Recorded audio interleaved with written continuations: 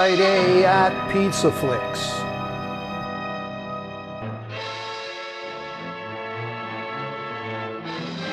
Emerald Productions presents the strangest story in the annals of modern crime. Milburn Stone, Katherine DeMille, Paul Guilfoyle. He killed with the law, she killed with love, he killed with a gun. Elmer Clifton didn't kill anyone, he just directed.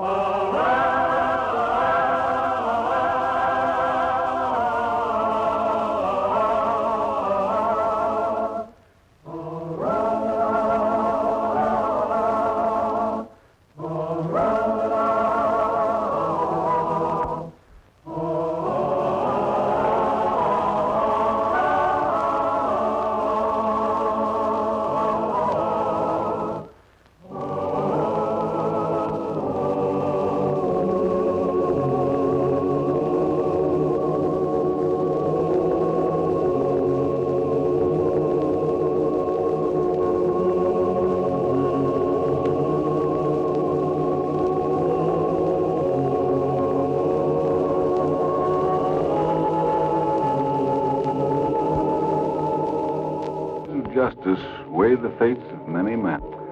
And in my files are many stories of those who have broken the law. The story I shall never forget is about a man who wasn't a criminal, not in the strictest legal sense, yet who tried to live above justice. Martin Strang was one of the greatest criminal lawyers ever to appear before my bench. A man whose brilliant but tainted mind had, with almost diabolical shrewdness, cheated the forces of law and order too many times. Yes, this is the strange, bitter, ironic story of a man who gambled with life and death, and who put his thumb on the scales of justice once too often. The breaking point in Martin Strang's career undoubtedly came when James Tilton, the murderer once freed by Strang, struck again. It was early last summer.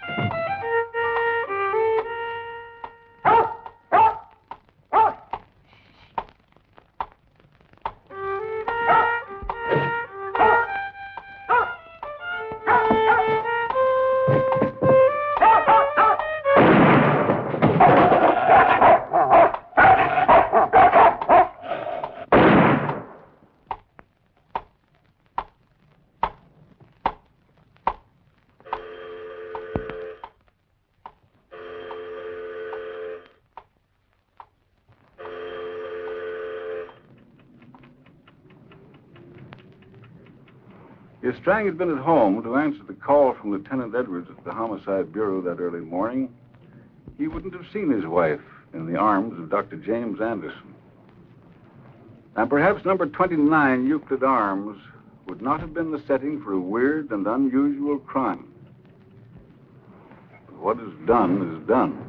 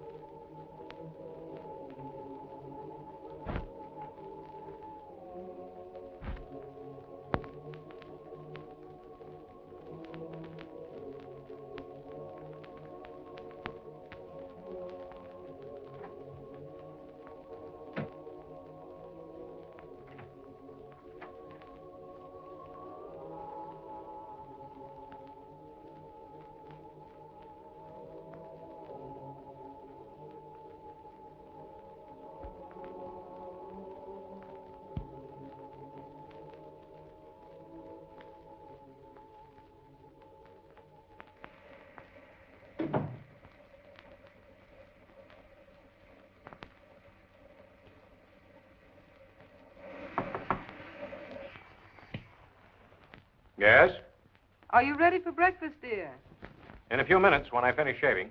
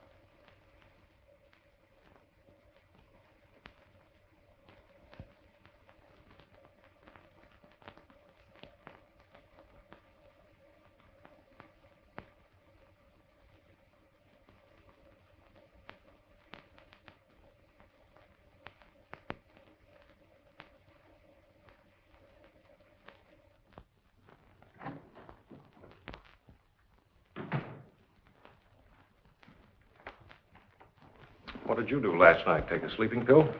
The door was locked. I tried to wake you. No, I had a headache. I went to bed early. You look like you had a rotten night. Not at all. Are you in a nasty mood this morning? You shouldn't be, you know. You're in the headlines again. Congratulations, darling. Musical murderer strikes again. Man acquitted year ago by noted criminal lawyer Martin Strang goes berserk. Kills boy and dog. Let's see that.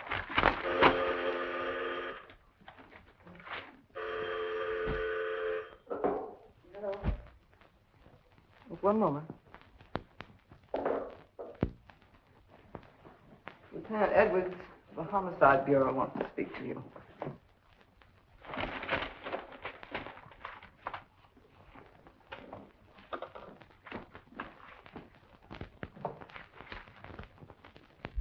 Hello. Hello, Strang. Where have you been all night? I've been trying to get you for hours. Didn't get in till very late, and I guess my wife didn't hear the phone. Why, what's up? Yes, I just read about it. Looks like a mess. Well, of course I'll take the Tilton case. What else can I do? I don't know, Counselor. Tilton's been asking for you. I don't think I'd like to be in your boots this time. What are you driving at? What's Doc Anderson got against you? Nothing that I know of. Why? He's pulling a fast one, Strang.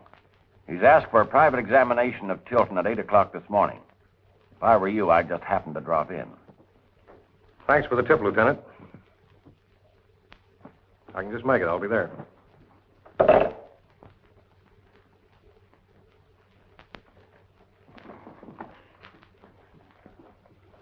You're not going to take the Tilton case again, are you, Martin? It isn't a question of whether I want to take the case or not. It's a question of ethics.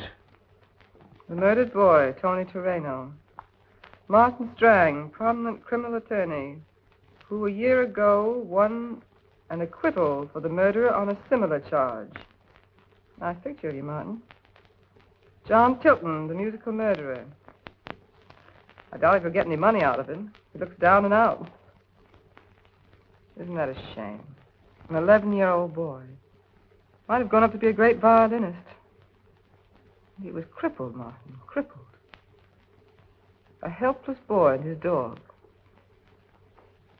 And you set free the man who killed them both. It's not very pretty, is it, Martin? I think it would worry you to free so many murderers. Doesn't it prey on your conscience? What difference does it make to you? None, I suppose. I don't play the violin. If your client looks young, with you to defend him, he should be able to do away with quite a few innocent people before he dies. You've changed your hairdo, Lucille. It's quite becoming. You didn't answer my question. Doesn't it worry your conscience? No, not at all, because I'm a gambler. I like to gamble. If I don't take their cases, somebody else will. But I always stay within the bounds of legal ethics. You're a fine man to talk about legal ethics. You killed your own brother with those legal ethics. I'm sorry, Martin. Sit down. Finish your coffee.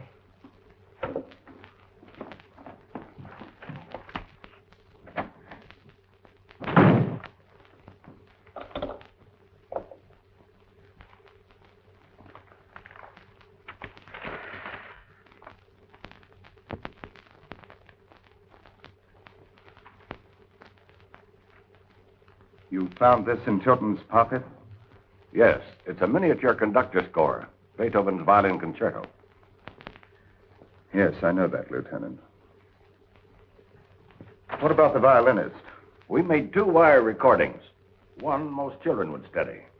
The other, I think, the one the boy was playing when he was killed. At least the music was on the rack. Excuse me, Dr. Anderson. Mr. Martin Strang is here to see you. Yes, he's taking the Tilton case again. Oh. Show Mr. Strang in. Come in, sir. Thank you. Hello, Marty. Doc? Have a seat. Thank you. Lieutenant? Hello. I stopped by the jail to see Tilton. They said he was over here. Where is he? Inside. You boys are getting to work pretty early. What's on your mind? I like to handle these cases as soon as possible after the crime. I have a theory about Tilton's. I'd like to try something on him, if you don't mind. What? Sodium pentothal. The stuff we started using during the war. Something we didn't have the last time you got Tilton off. Truth serum, huh? That's the popular name for it. The facts of the case point to a psychosis of some kind. With this drug, we can break down Tilton's defenses and make him talk. What are you looking for, Doc? A motive? Yes? You know as well as I do that testimony taken under the influence of drugs is not admissible in court. Yes, we know, but it'll save a lot of time. All right, if Tilton has no objections, I haven't. I doubt if he'll object. He looks pretty washed up to me. Shall we go ahead?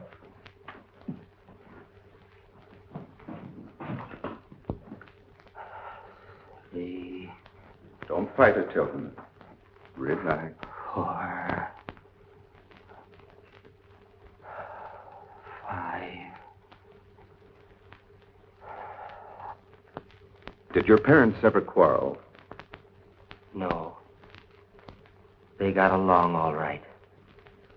Did your parents ever discuss money problems in your presence? Money problems? Financial difficulties?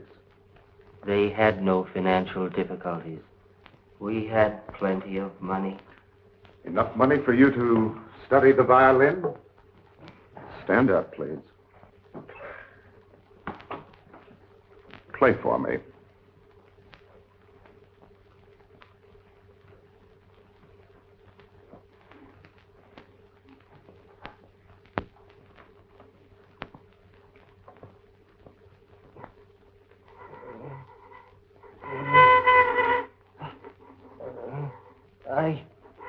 I can't.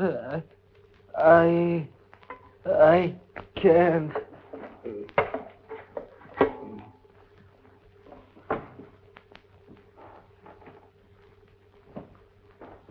Sit down.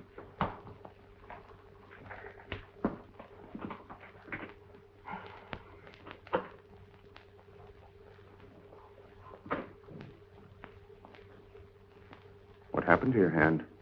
Was it crushed? No.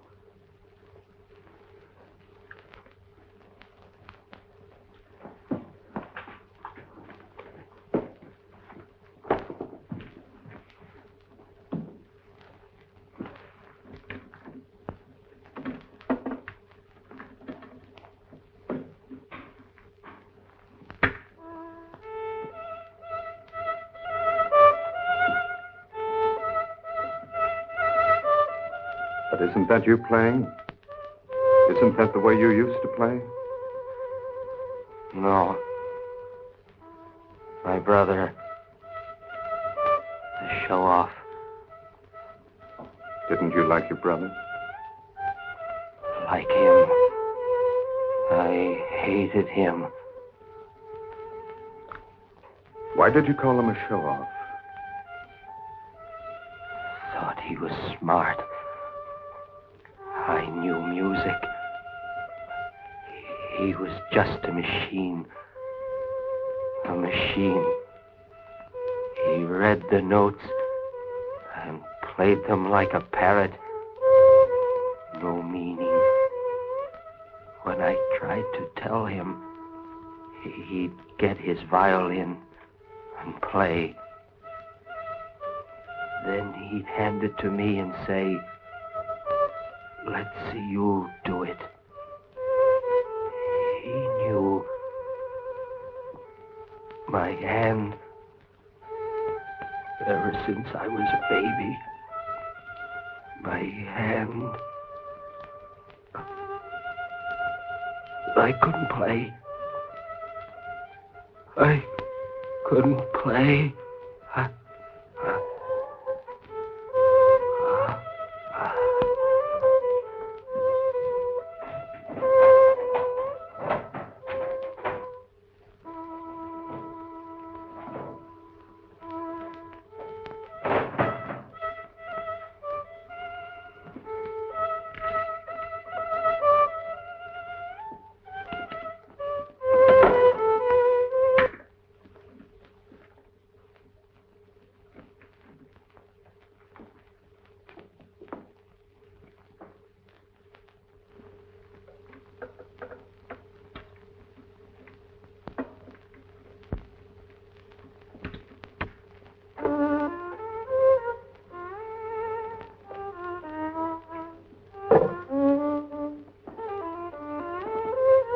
There's a gun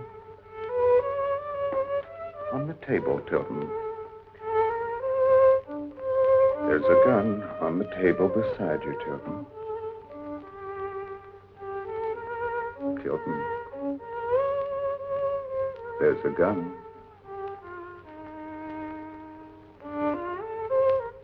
Nice music. Good technique. That boy plays the violin beautifully.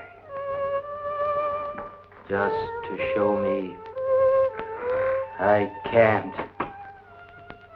They all do.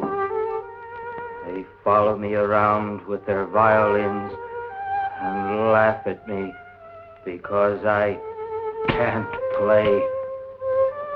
I can't play. I can't play. Now.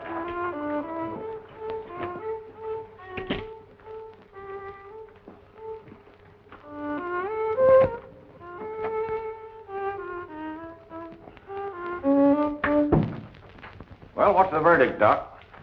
Well, as far as I'm concerned, the man is as normal as you or I. What? I know it's a bitter pill for you to swallow, Strang. I shouldn't like your job of defending him. It'll hardly make you look like a public hero. Well, the man is obviously insane. The man has a neurosis, perhaps.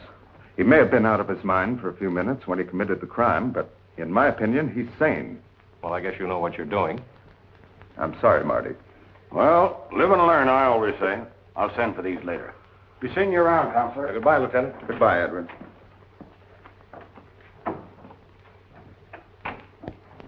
That was very smart manipulation, Jim. Even if it does put me on the spot. Do you handle everyone that cleverly? I've had a lot of practice. No hard feelings, I hope. No, of course not. It's all in the game. I was just thinking it's a shame your talents are wasted on a county job. Oh, my work gives me a lot of varied cases. It's a good experience. I suppose so. You don't get the competition here you do in private practice. As a matter of fact, I intend to go into private practice very shortly. A little fed up with all this. Yeah, but you'd miss it. Catering to a lot of tired dowagers wouldn't be very interesting. I don't think you'll give this up. I intend to. I wish I was as sure of myself as you are. You know, I used to be. To tell you the truth, these murder cases are getting the best of me. I don't even sleep well lately. Guilty conscience? Maybe so. Maybe you're right. You mean springing so many murderers? Look, if it's Tilton you're worried about, forget it. After all, you didn't hold the gun that killed the boy. I don't know. You know, Lucille keeps harping about my legal practice. Seems to be preying on her mind, too. I get strange thoughts sometimes. Like last night, Last night? What happened? Oh, nothing, really, except that I had dinner downtown. It was the maid's night out, and Lucille didn't want to cook. So when I got home, I found Lucille had locked herself in her bedroom. That was a funny thing. I knew she was in there, and yet I had the strangest feeling that I was alone in the apartment. I almost awakened her, to be sure. Did you? Awakened my wife? You don't know her. I'd have never heard the end of it. I guess I should have, though. I didn't get to sleep until the wee small hours. I thought you looked tired when you came in. Tired? I'm really tired. Say, Jim, you don't have any sedatives lying around that I could take at night, do you? I never seem to have time to get to a doctor. Well, Well, don't worry. I'm not going to run down and report you to the medical board. It's not that, but the heat's on. So many suicides from sleeping pills lately. Oh, of course, I know you wouldn't be so silly. It's not a bad idea. But I don't think I'll do that yet. You know why? I want a big funeral. There wouldn't be many mourners. Seriously, Doc, I've got to get some sleep. Why don't you go up to your place on the lake and relax? What you need is a good rest. All right. You fix me up with some sleep, and I'll take your advice. Well, I shouldn't. But all right.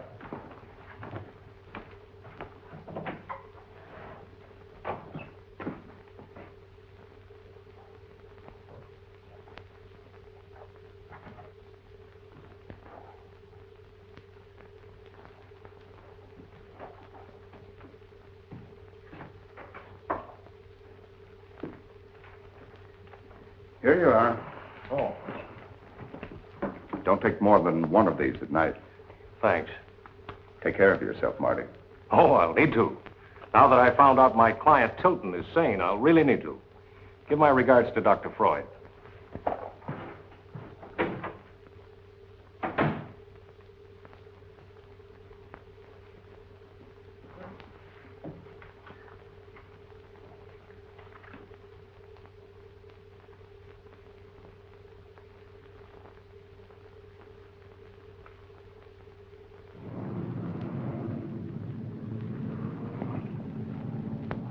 Strang threw away Dr. Anderson's envelope of sedatives with disgust. They had already served his purpose. The gun obtained by this ruse is now in the files marked Exhibit A, for it played an important part in the events that would have followed.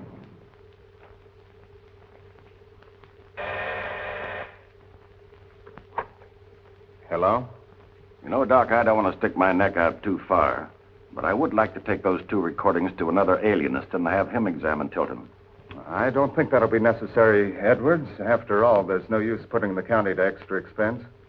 Well, it's your department, but that's what I'd like to do. Why don't you drop it, Lieutenant? I'll take the responsibility. Okay, Doc, if that's the way you want it. But unless I miss my guess, Strang will have another alienist on the case before the day's over. We'll see.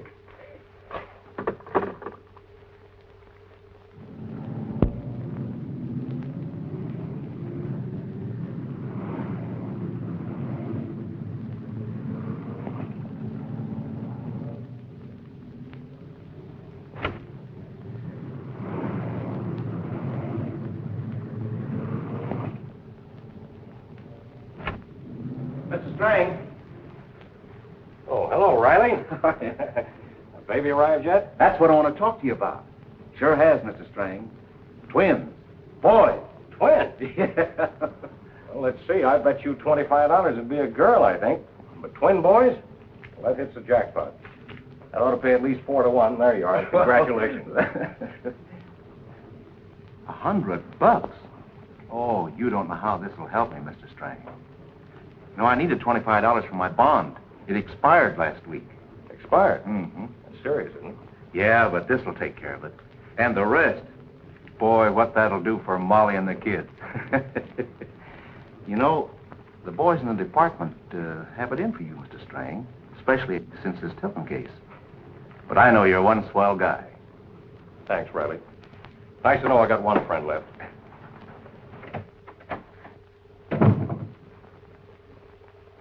Lucille? Lucille?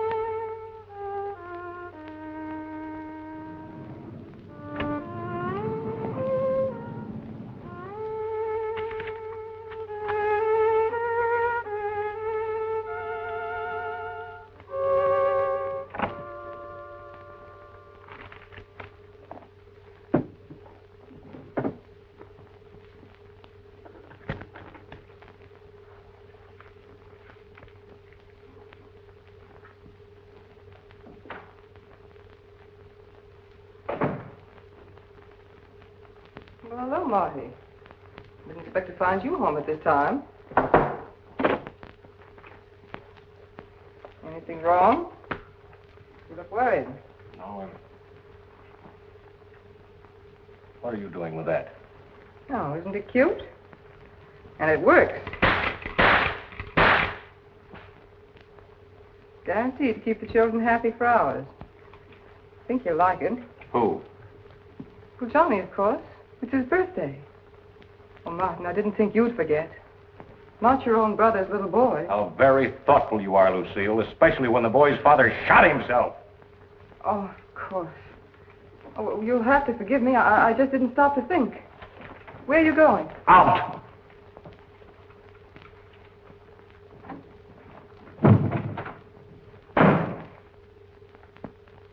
Yes, sir, ladies and gentlemen. Yes, sirree.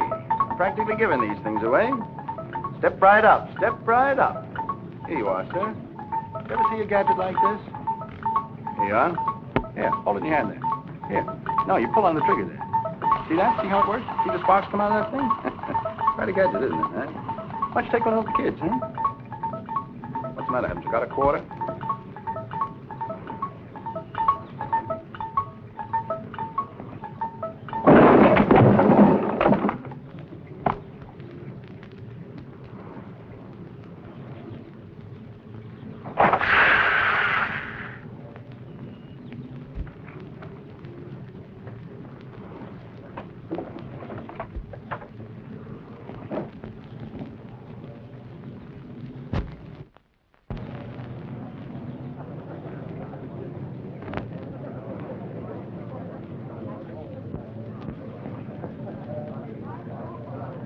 No one will ever know what Martin Strang had planned that day as he walked across the park.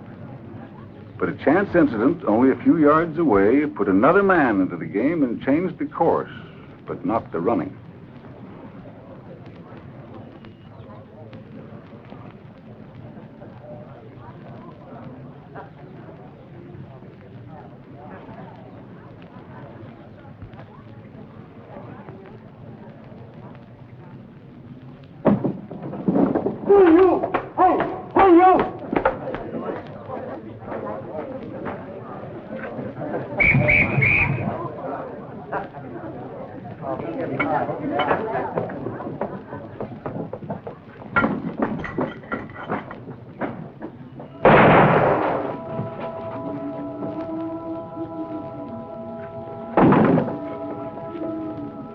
Oh, you don't know how this will help me, Mr. Strang. I needed $25 for my bond. It expired last week. Expired? Yeah. That's serious, isn't it?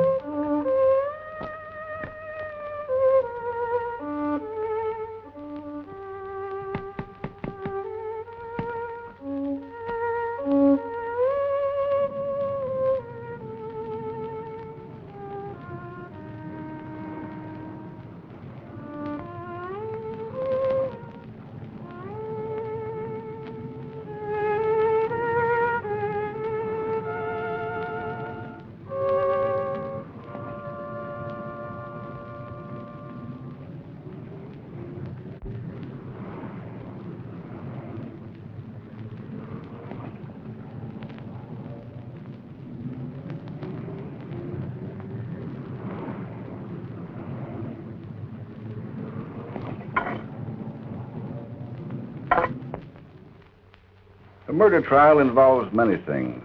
Facts, people and their emotions. On the day this trial began, it was hot, humid. The heat smothered everyone and everything like a strange, ominous robe. It was just as if the courtroom had set the stage for the weather. I looked at the prisoner. His name was William Jackson. The charge against him was murder. After the customary preliminaries in the courtroom, I opened the trial. William Jackson, you were charged with the murder of Patrolman Patrick Riley, while said officer, in the performance of his duty, was attempting to make your arrest.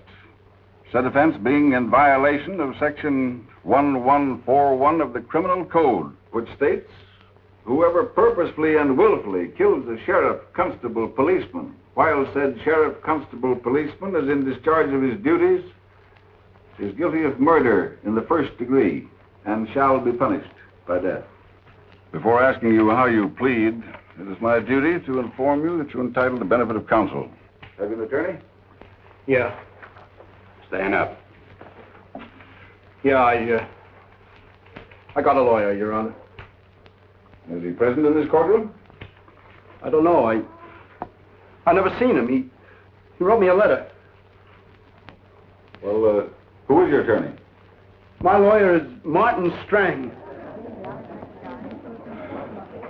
Officer, see if Mr. Strang is in the courtroom.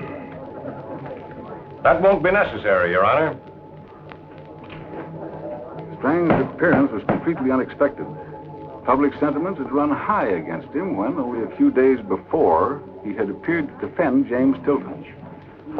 But now, to voluntarily defend a man who shot down a public servant in cold blood was an insult to his profession that would place Strang in the contempt of all those who practice before the bar. I was afraid you weren't going to come. Thought maybe you might change your mind or something. I said I'd be here, and I'm here. You still want me for your attorney? Sure. Your Honor, have I permission to address the court? You have, Mr. Strang. Proceed. Your Honor, I represent the accused, William Jackson. I enter on his behalf a plea of not guilty. And if it please the court, I should like the privilege of private conversation with my client before proceeding. Well, the procedure's irregular, Mr. Strang, but under the circumstances, your request is granted. The court declares a recess, 1/2 hour. On, Jackson.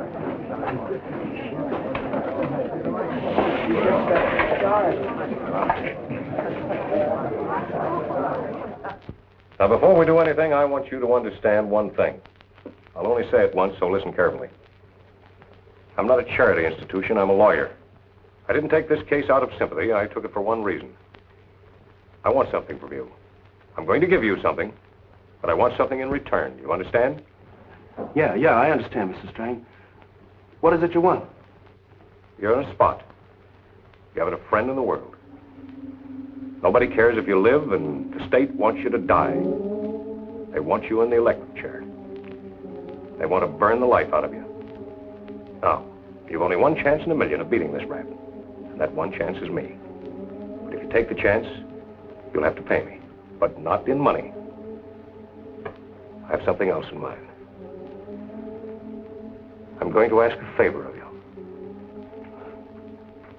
Sure. I know the fix I'm in. If you get me out of this, I'll even kill for you. You will? Yeah, I'd even kill for you. But don't tell me what you'll do. I'll tell you. You remember that. When the time comes, I'll tell you. You understand? Yeah, I understand, Mr. Strang. Come in. Time's up, Mr. Strang. You better get back in the courtroom. You're on your way, Jackson. Hey, where is that Strang? Where have you been? We've been looking all over for you. He's got plans. You don't want to ask any favors. You just want to ask a couple of questions. Yeah, Martin, we just want to ask you a couple of questions. Look, we're bone dry on this. Quiet! We're bone dry. We got nothing on the guy. We got nothing on you handling the case. What's behind it? Why are you doing it? You know the guy's broke? Look, we only want to ask why. Why? All right, Why? now, take it easy. I've never held out a story on you, have I? All right, then, let's drop it for now. And I'll make you a promise. When this is over, you'll have your story. And more than that, it may be the story of my last case. You're kidding. No, this is no joke, believe me. All right, Jackson, come on.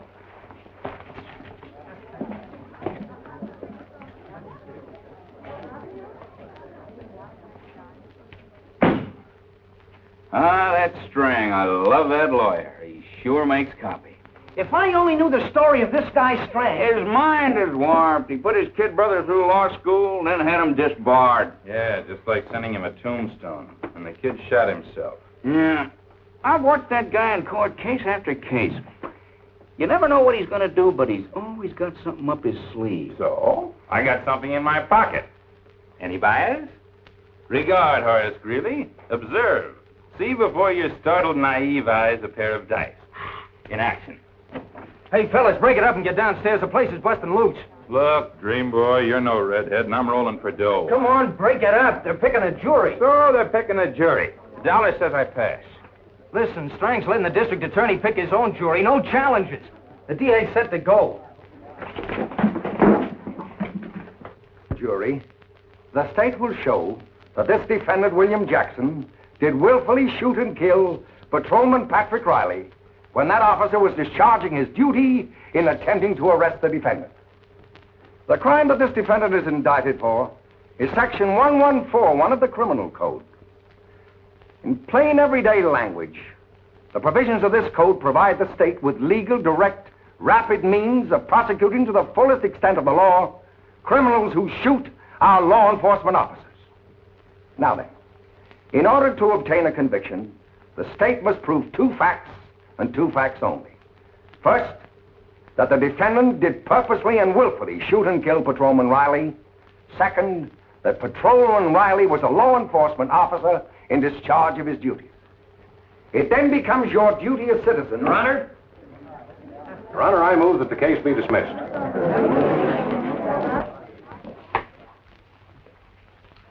I believe your motion is premature, Mr. Strang. The district attorney hasn't concluded his address. On what grounds do you request I direct a dismissal? On the grounds, Your Honor, that the district attorney has already proved in his opening statement that the defendant is not guilty of the charge for which he has been indicted. Your Honor, I object. With due respect for my colleague before the bar, I feel that If I may interrupt you, Mr. District Attorney, you have stated that to obtain a conviction, the state must show that Patrolman Riley was an officer in the discharge of his duties at the time of his fatal shooting, have you not? Mr. Strang, the statement's in the record. Your Honor, I respectfully call your attention to Section 74723, which section states and provides that no law enforcement officer shall be deemed lawfully constituted until after having posted appropriate bond with the clerk of the court. Your Honor may satisfy himself by an examination of the records that the bond of Patrolman Riley expired 4 days before his death.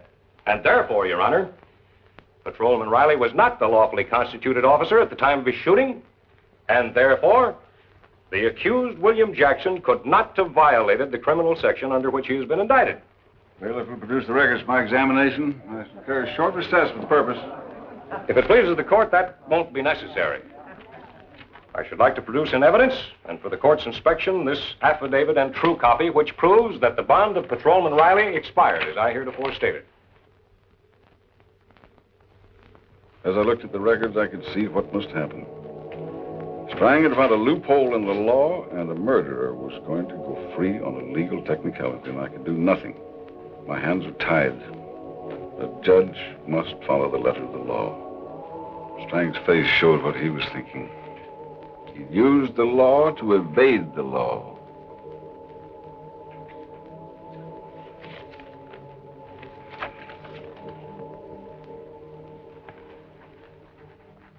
On examination, I find the records to be as counsel has stated. It is my duty now to proceed with this case with the facts as presented. No doubt the results of this case will be held up as a grave miscarriage of justice, and in some quarters will be regarded as a violation of all precepts of moral right. From data and presentments known to me, I believe this to be an example of a man guilty without extenuation being freed. Turned loose upon a society denied the protection which is the intent of its own laws. But it is incumbent upon me to do only as the law dictates. No other choice is open to this court. So with full knowledge that the ends of justice are being defeated, I find it my duty to, and I hereby do, direct a dismissal of this case.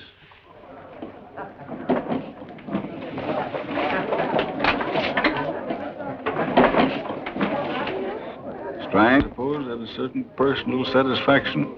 His client, Jackson, was free. Undoubtedly, Jackson was overjoyed. But I still wondered as I watched them.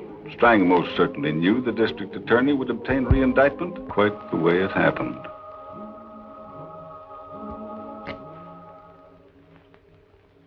Sure you won't have a cigarette? No, thanks, Mr. Strang. Well, I always say there's nothing like a good smoke after a hearty meal. It was a hearty meal at that. The condemned man ate a hearty meal. Maybe that's a joke, huh? But I ain't condemned no more. And you did it. You sure are a smart lawyer, Mr. Strang. That was really very simple. First, I determined the facts of the case, and after that, it was purely a matter of law. You can never be tried again on that charge. You sure got the brains. Real brains. But I've been thinking, why did you do it for me? Why? You're going to ask me questions? Well, I'll tell you one reason why I did it. Because I'm a gambler. I read of your arrest, and I saw that you were going to be brought up on the cop-killing statute. And I decided to gamble. And it was a gamble, Jackson. But when I gamble, I always bet on a sure thing. And I knew I had a sure thing. And I got off. I never thought it could happen. I've been in a lot of jams, but I never killed no cop before. I didn't think I could get away with it. Gives me cold shivers now to think about it. Yes, why did you kill him? You weren't in trouble. He was only trying to arrest you for a misdemeanor. Why did you shoot him? I really don't know, Mr. Strang. It's all kind of mixed up. I can understand that. Sometimes I get mixed up myself. even get afraid. Oh, I wasn't afraid. No? No, I mean that. I was strong. I was going to have the say in this deal. All my life I've been pushed around. I'm not a big shot. I'm just a little guy. Breathe on me and I fall over. I've heard that one, you know. They say, good stiff breeze and you drop dead. I'm just a little guy. And when I'm a kid, I'm a little kid. I get in a fight and I get beat up. Then I come home. My old man beats me up. I get in a jam and I get sent to reform school. Then the guards beat me up. Mr. Strang, listen to me. I'm sick and tired of getting pushed around. I'm not going to get shoved in no more corners.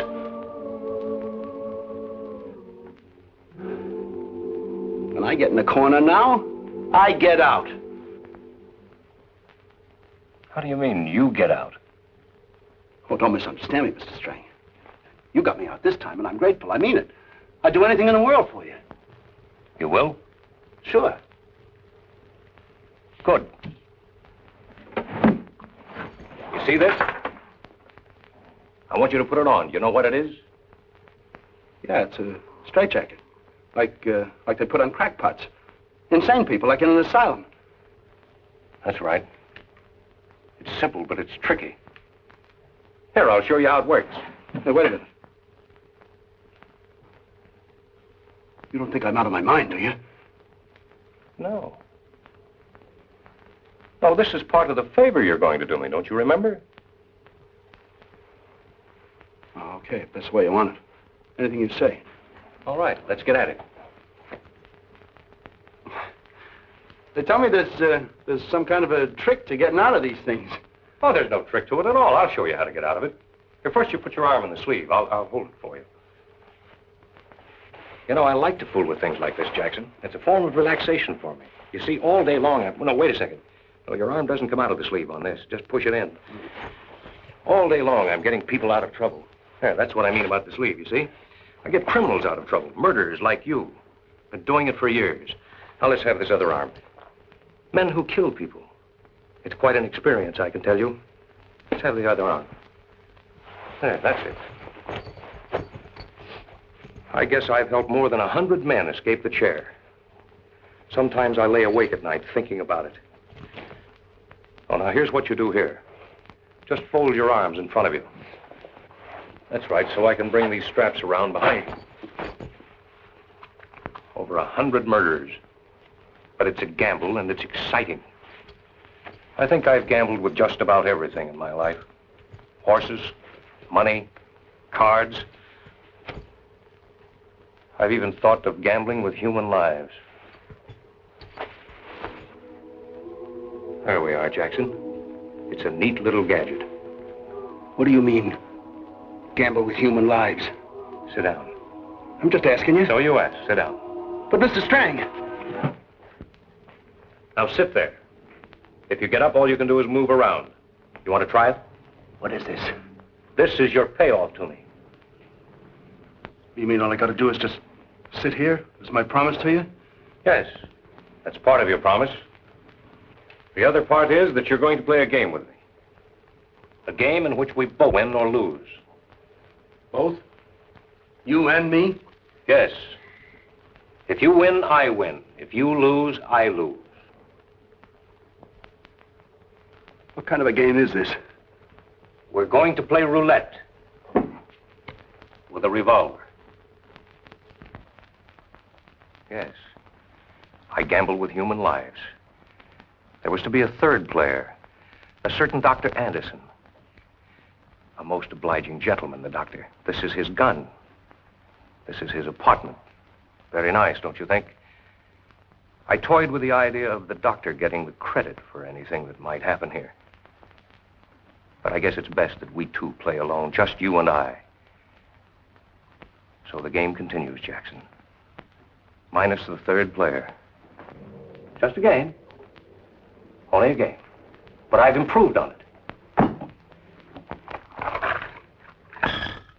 Now, strictly speaking, the way the game is played, a shell is put into the gun.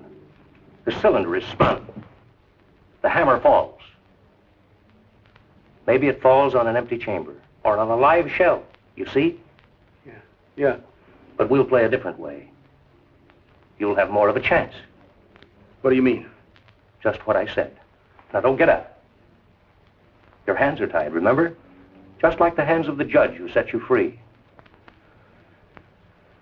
Now I'm going to tell you precisely why I saved you temporarily from the electric chair.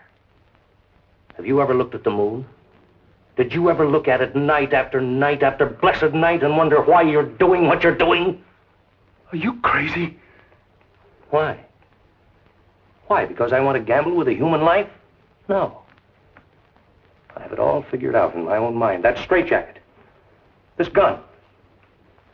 But why kill me? Why don't you just kill yourself if that's what you want? Why don't you just kill yourself? That would be suicide. No, I've waited for a case exactly like yours because I want to play my game with a man who is legally dead. But you said I was free. Well, you are. You are temporarily. But you'll be reindicted. The state will get you for murdering a civilian, not for murdering a policeman. I could make a bet with you. I could bet you the indictment is already drawn. That's why I'm not wasting any time. If you live, we'll have a drink and shake hands. This is a gamble in which we both stand to lose everything. You can always win back money you've lost, but not a life. I'm placing my biggest bet. Put that gun away. It's just a game. It's a gamble. Half the shells in the bowl have the powder removed. Half do not. We'll take one. This one. We'll put it in the firing chamber of this gun. Now, just to show you, I don't know whether it's a live shell or a dud. You see the decanter with the brandy? Under the skull? You see? It was a dud. We might pick all duds. Look, Strang. I said I'd do anything. I said I'd even kill for you. Yes, you said that. I remember you said you'd kill. But you thought of killing someone else, didn't you? You didn't think you might kill yourself. I can't do that, Strang. I can't, I tell you, I can't. Nobody wants to die. But if your time's up, your time's up. It's a chance you've got to take. Now let's pick a cartridge. A little brass, a little lead. We'll stir them up. We'll pick the one you like. How about this one? You like this one? Is this the one we should use? No, Strang, no. You can't do this. Oh. And maybe this one. Or this one. How about this one, Jackson? Look. If you look real close, there's a little nick in the casing. Maybe I scratched it as I was removing the powder. Maybe. What do you think? Shall I use this? No, no. You've got to pick one sooner or later, Jackson. And remember the odds. The odds are with you. 50-50 on the live or dead shells and 5-1 on the gun. You've got to take a chance. You've got to pick one. This one. Is this it? Oh. You can't do it. Then I'll do it for you. Stay!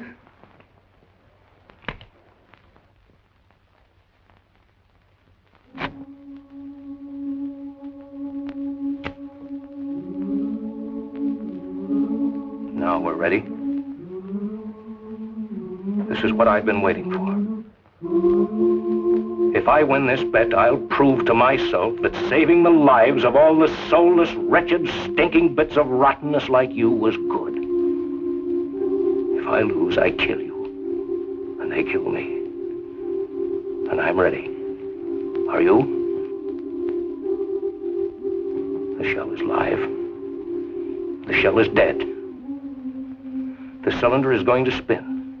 I'm going to spin the cylinder. Watch it, Jackson. You can't, Frank. You can't. You're crazy!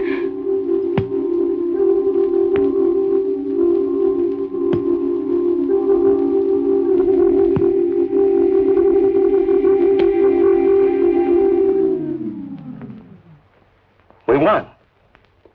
We both won.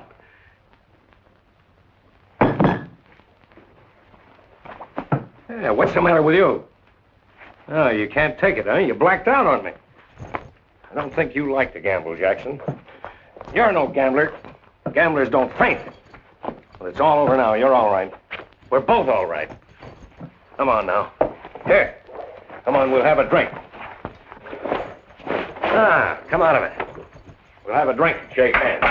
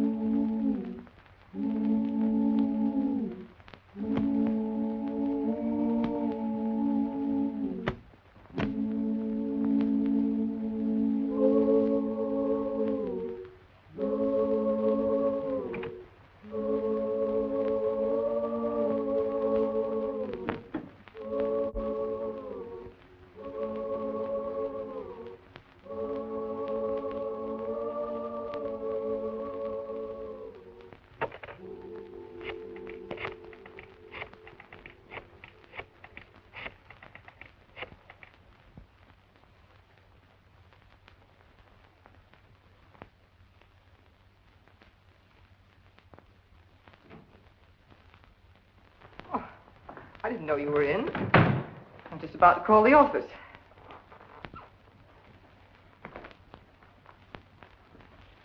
Well, really, Martin, what are you planning to do with that?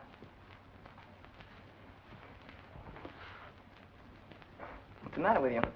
Are you drunk? Well, I don't know about you, but this bores me. I'm going to bed. No. Now, we're going to have one of your usual dreary scenes. No, for once in your life, you're going to be an attentive wife. You're going to listen to an extremely sordid but very fascinating case. You know perfectly well I'm not interested in your filthy case. But I'll listen. Apparently, I have no choice. This is a case you'll be extremely interested in, my dear. There's no money in it. Poor fool hasn't any. Then why take it? Why waste my time? I'm tired. I didn't say I was taking the case, but I might become involved in it. You see, I'm rather sorry for this fellow. Although he has to suffer for his part in this crime, it's quite clear that he was roped into his present position by a woman for whom I have the utmost contempt. He's fairly intelligent. Only a rather scheming woman of a certain type, such as the one we are about to discuss, could have forced him into such an obvious trap. Trap? Yes. The trap you've made Dr. Anderson walk into. Now I know you're drunk. Don't be naive, Lucille. It isn't becoming to you. I've known about you and Dr. Anderson for months. I don't know what you're talking about. You know you've been the only one for me, but you've never had time for me. In all the years we've been together, has it ever mattered to you what I felt? That I could be lonely? That I might want to be something more than just Mrs. Martin Strang, a decorative asset to a successful career? Yes. I turned to Jim Anderson for companionship. Someone to talk to. Someone who at least treated me like a human being. It was that and nothing more. Martin, can't you understand? It was because I couldn't reach you through all these years that I turned to someone else for comfort. It was innocent enough. You must believe that. Oh, Martin. Martin, if you only knew how lonely it's been. I know. I do know. Oh, darling. Darling, I knew you would. My poor sweet.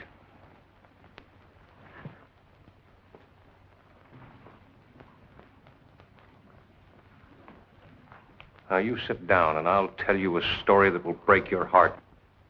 This is guaranteed to put you to sleep.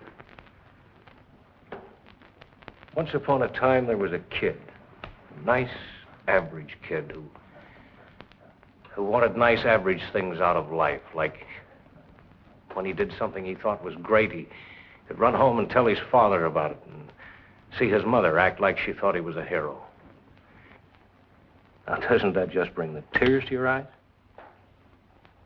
And what's that got to do with us? I'm coming to that. He grew up in more ways than one. A struggling young lawyer with a nice shining goal before him. Do unto others as you would have them do unto you. But it didn't pay off. Not in money. The people whose cases he took gave him encouragement and affection. But you can't live like that all your life. There has to be that one person to rub out all the emptiness of being alone. So he met her. And she was beautiful. A little hard about everything he thought, but maybe that was just her defense against life. And he fell in love with her. In 6 months, he'd saved enough and they were married. The first year was wonderful. He loved her so much he thought he was going batty with happiness. He wanted a son. But she told him they couldn't afford it. If he hadn't been so much in love with her, he'd have known then she was hedging. Pretty soon he noticed a change in her. The small flat looked like a pigsty when he'd come home at night. And she always found something wrong. But she said it was nerves. And why didn't he get something that paid more? And he did. A lot more. He did a good job of defending one killer after another and became famous. And her nerves disappeared with that first mink coat he got her. It was then he suggested again that they have a child. This time she told him flatly that kids just bored her. And then he knew she'd never loved him. What's this got to do with us? It is us. Me, a king-size failure, and you, Lucille, a vicious, scheming little tramp. Shut up. Now you shut up and listen to me. I hate your soul. For years I've hoped I'd never have to see you or touch you again. Yes, I love Jim Anderson, and he's 10 times the man you'll ever be. Do you hear that, Martin? Do you hear? Hear it? I think it's wonderful. You love him so much, and yet you were content to live here with me. You didn't even have the decency to ask for a divorce, my poor, cheap Lucille. You know what? You're insane. You're going completely insane. No, I'm not. But that's what you'd hoped for. You'd hoped I'd go insane and kill myself. Follow in my brother's footsteps, didn't you? Didn't you? I'll tell you how sane I am. I've made a will, leaving everything I have to the families who have suffered at the hands of the rotten murderers I've freed. Freed in my blind, stupid attempt to make you happy. Now get out.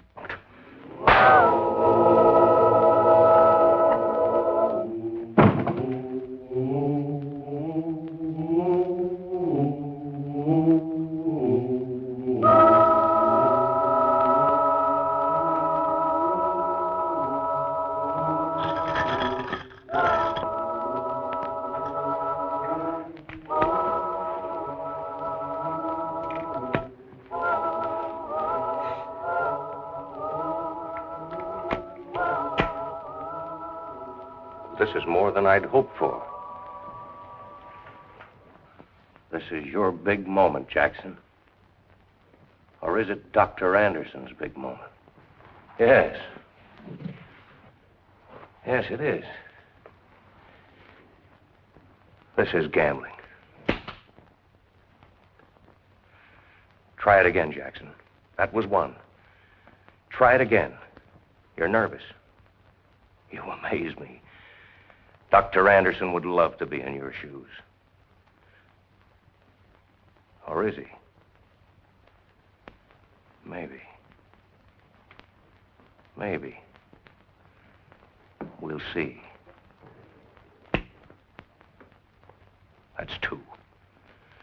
Now try. You're scared, Jackson. You look scared. Just like when you shot Riley. You're a dead man anyway, Jackson. You're dead. Don't lose your nerve. That's 3 and 4. Now it's 50-50, Dr. Anderson. It's 50-50, an even chance. Better luck this time, Jackson.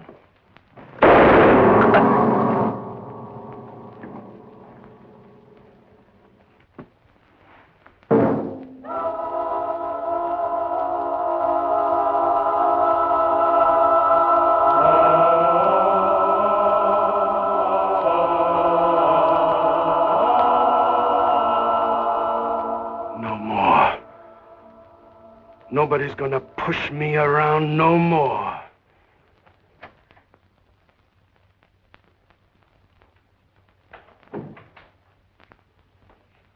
Well, hello, Lieutenant.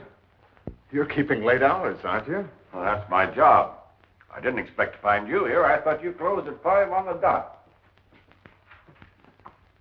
When did you last see Martin Strang? Why, when he was here on the Tilton case. Why? Jim. Oh, I beg your pardon. Oh, don't go, Mrs. Strang. I've been trying to locate you. Me? Yes. Do you mind answering a few questions? No, not at all. Do you have apartment 29 at the Euclid Arms? No. Do you? Why, yes. I took it quite recently. Nice place. I didn't know you had that kind of money. Maybe I have a couple of rich patients on the side. A couple of richer lady patients, perhaps. Just what are you driving at, Lieutenant Edwards? Your husband was found there tonight, dead. I don't understand. Did he leave any kind of a note? A will. How could he? How could he commit suicide? Why, he had everything to live for. No, he didn't commit suicide, Mrs. Strang. It was supposed to look that way. The fact of the matter is, he was murdered. Where were you around 10 o'clock tonight, Mrs. Strang? I was at our mountain cabin. And I can prove it. I was here in my office all evening. But nobody saw me. Well, that's too bad. Because the gun that killed him was registered in your name.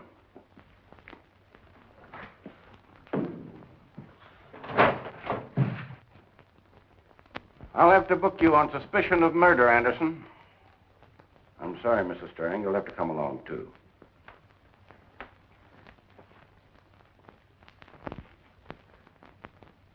Don't you touch me.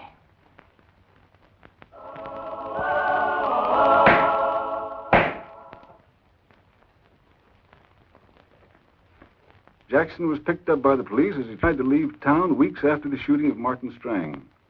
Again, I looked at the prisoner. William Jackson, you are arraigned for the murder of a civilian, Patrick Riley. You have refused counsel, and I now ask you, how do you plead? Guilty or not guilty?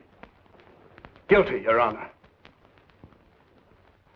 But not all fates are weighed on the scales of justice. As William Jackson waited in the death house for execution, he confessed to the murder of Martin Strang. But his confession came too late. Dr. Anderson had killed himself 3 days before with an overdose of the very prescription Martin Strang had scorned. Martin Strang, the unloved, feared, hated. His was the story of waste of a mind misused. You have seen his last, most destructive hour. God rest his soul, and the souls of all those who lose their way.